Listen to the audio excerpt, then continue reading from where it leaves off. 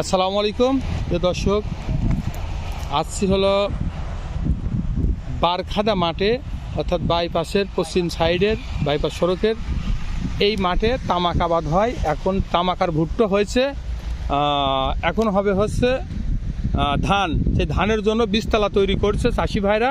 দেখেন চাষি ভাই কীভাবে বীজতলা তৈরি করে, দেখেন এটাই হলো বীজতলা। এখানে এই মাঠটাই ধান উৎপাদন করার জন্যই কিন্তু এই বীজতলাটা তৈরি করছে। এটা হচ্ছে মেশিনের পাশেই এখানে একটা আছে, শ্যালো মেশিন এখানেই করা আছে পানি দেওয়ার জন্য। এই মাঠটা আবাদ করবে, মাঝে মধ্যেও আছে, কিন্তু সব জায়গাতেই তো পানি দিয়ে চারা মানে উৎপাদন করা সম্ভব হয় না, এই জন্য মেশিনের কাছেই দিছে। তো আমরা এই চারা উৎপাদন কিভাবে হয় আর কিভাবে এই চাষি ভাইরাই করে দেখেন, এই চাষি ভাইয়ের কাছেই শুনি। আসসালামু আলাইকুম। ওয়ালাইকুম আসসালাম। ভাই আপনার নাম কি? আমার নাম মহরম।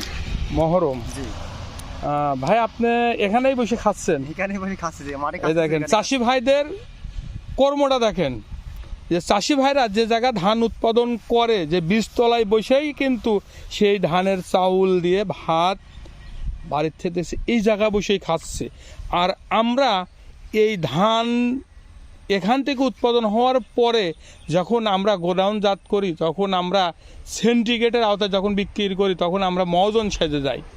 এই মহাজন কোথার থেকে সাজা হয়, কিভাবে সাজা হয় দেখেন। এই চাষি ভাইরা দেখেন, ওখানে আর এক ভাই ক্লান্ত হয়ে পড়েছে কাজ করতে করতে, রোদের মধ্যে এখানেই শুয়ে পড়েছে।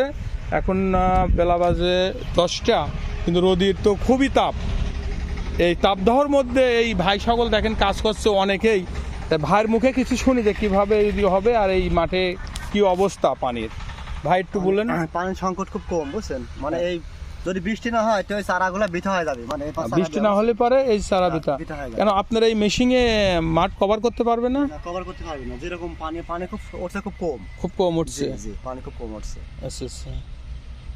পানি লেয়ারও নিচে লাভে গেছে, বুঝছেন, পানি খুব কম উঠছে। আচ্ছা, তবে আপনাদের এবার তামাকে কেমন কি হয়েছে, তামাকের কি অবস্থা হয়েছে? আমাকে ধরেন এই যে মানে আগের তামাকগুলো, বুঝছেন, আগের তামাকগুলো মানে বৃষ্টি হয়ে হারিয়ে গেছিলে, ওই তামাকগুলো খুব একটা ফলন হয়নি গো। আর বৃষ্টি পরে যে সবগুলো সার দিয়েছে, ওই তামাকগুলো একটা ভালো হয়। তবে ধানের প্রতি কি আশা করতেছেন? ধান এবারে আশা করছি যদি বৃষ্টি বাদল হয় তাহলে হয়তো ধান হবে, আর যদি বৃষ্টি বাদল না হয় ধান হলেও খুব একটা সুবিধা হবে না। আচ্ছা, খুব একটা সুবিধা হবে না যদি বা হয়। আচ্ছা, এরকম আল্লাহর রহমত যদি হয় তাহলে পরে তবে ধান হবে, আল্লাহ যদি দেয় তাহলে হবে। জি জি। দেখেন ভাই, আল্লাহর রহমতের আশাই সবাই থাকে, কিন্তু আল্লাহ তাআলাকে আমরা রাজি খুশি করাইতে পারতেছি না। ওই জন্য আল্লাহ তাআলা খুশি হচ্ছে। ইস্তেখারের নামাজ তো সব জায়গায় হচ্ছে, কিন্তু তারপরেও আল্লাহকে হয়তো খুশি করতে পারছেন না। ওই জন্য হয়তো দেখা যাচ্ছে ইস্তেখারের নামাজে অনেক লোকজন হচ্ছে, কিন্তু ইস্তেখারের যে নামাজ 10টা 11টায় 9টায় শুরু হচ্ছে, তার আগে কিন্তু ফজরের নামাজটা হয়ে গেছে। দেখা যাচ্ছে মসজিদে ইমাম সাহেবের পিছনে হয়তো 2-4 জন মুরব্বী মুসল্লি আছে, আর বাকি কেউ নাই। তাহলে কিন্তু ফরজ না আদায় করে ইস্তেখার করলে কি হবে? আল্লাহকে রাজি খুশি করতে হলে বা আল্লাহর ইবাদত সেভাবেই করতে হবে। তো ভাই, আপনি নামাজ কালাম পড়েন তো? হ্যাঁ, নামাজ কালাম পড়ি। মাশাআল্লাহ মাশাআল্লাহ। ভাই নামাজ কালাম পড়েন। ছেলে মেয়ে কয়জন? আমার আছে এক ছেলে এক মেয়ে। তারা কি লেখাপড়া?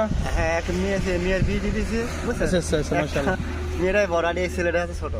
ছেলে কোনটা? এটা ছেলে। ও, এটা ছেলে। ছেলে কি মাঠেই কাজ না লেখাপড়া?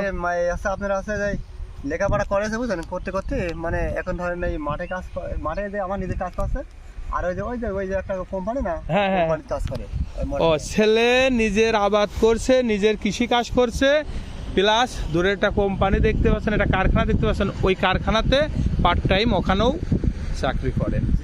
দেখেন, এই হলো চাষি ভাইয়ের করুণ কাহিনী, যে এই ধান উৎপাদন করে নিজের খাবার নিজে করতে পারে না, তারপরেও আবার অন্য জায়গায় কাজ করার পরে পার্ট টাইমেও নিজের চাষ করে। এই দেখেন ক্লান্ত হয়ে পড়েছে, ছোট মানুষ তো। এই আপনার নাম কি? রোমান। দেখি একটু উঠবেন নাকি খুব ক্লান্ত? ক্লান্ত হয়ে গেছেন? দেখি ওঠেন, দেখি একটু কথা বলি। তাহলে তো আপনি তো আপনার বাবার সঙ্গে মানে হেল্প করতে আসছেন। লেখাপড়া কতদূর করছেন?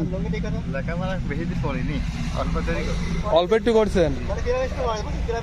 আচ্ছা, লেখাপড়া আর করা সম্ভব হয় নাই, বাপ কৃষক, এই কারণেই সে বাপের সঙ্গে মাঠেও কাজ করে, আর পার্ট টাইমে কোন কোম্পানিতে? মডার্ন মানে যে পার্টেক্স তৈরি করে, যে এতে, হ্যাঁ এখানে বোর্ড তৈরি করে, মডার্নে চাকরি করে। ওখানে ডিউটি কত সময়? 8 ঘন্টা, মানে 24 ঘন্টার যে কোনো 8 ঘন্টা ডিউটি পড়বে শিফট হিসাবে।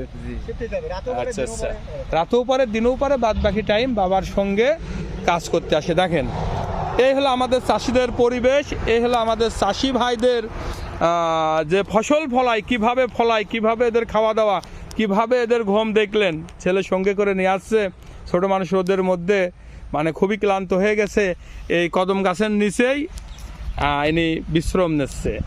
আর আমরা এই চাষির টাকায় আমরা এসি, বাড়ি, গাড়ি সব কিছুই করে ফেলা দিই, সিন্ডিকেট করে আমরা যে চাষিদের জিম্বি করি, এটা কিন্তু আদৌ ঠিক না।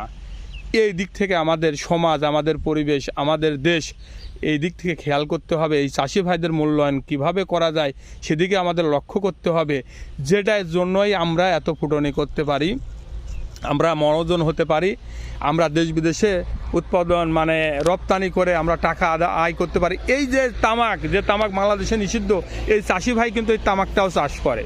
এই তামাক চাষ করে ইনার দেখা যাচ্ছে শরীরের যাই হোক, এই রোদের মধ্যে তামাকের সঙ্গে নিজেও শোকাচ্ছে, কিন্তু দেখা যাচ্ছে এই তামাক ব্যবসায়িক এসি, গাড়ি, বাড়ি, পেরাডু পাজারুতে চড়ে, সে বড় একটা ব্যবসা। বাংলাদেশের রপ্তানি খাতে এই তামাক সবচেয়ে বড় অবদান রাখে। এই চাষি কোথায় খায়, কোথায় পড়ে, এইটাই আমরা দেখতে পারলাম না, এইটাই আমরা জানার কোনো আগ্রহ করি না। কেন এটা হয়, কোন সমাজে এটা হয়?